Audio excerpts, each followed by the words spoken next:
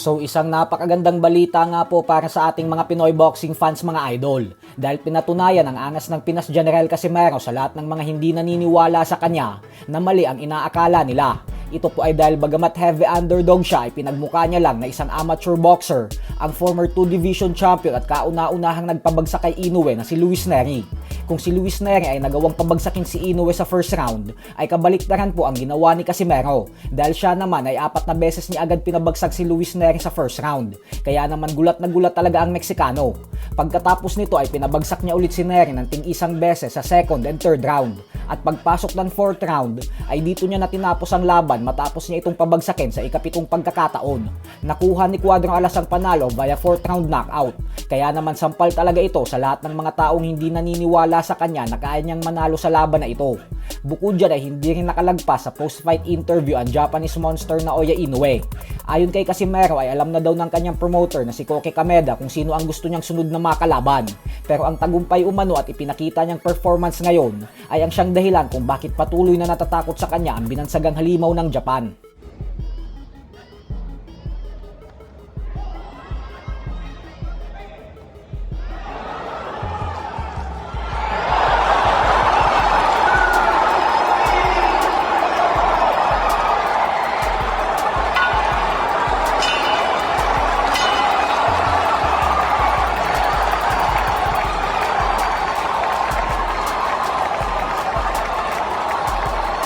Sa kabilang banda naman mga idol ay masakit na pagkatalo nga po ang nalasap ng ating pambato na si Kenneth Lover sa kamay ng kapwa undefeated top contender na si Michael Angeletti.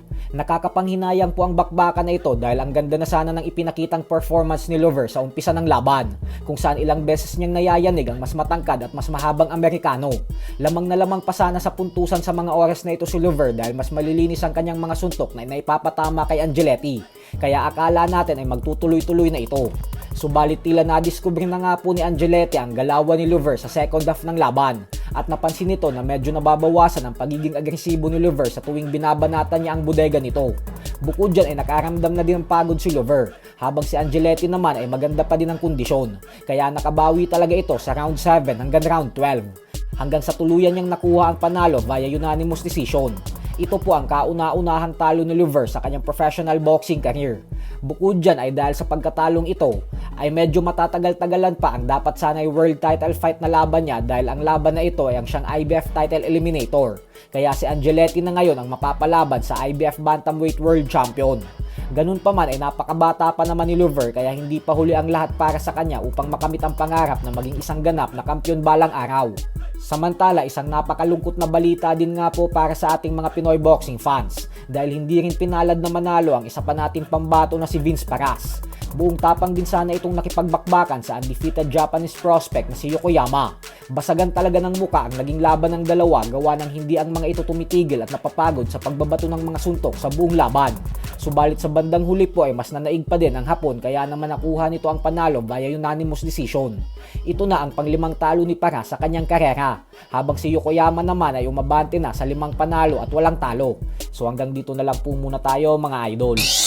Sports Talk PH, kakaiba ang laban ng mga Pinoy. Lakas at dedikasyon ng armas ng tinuon. Kamaong nagbabaga ang sayo ay babaon. Mga Pinoy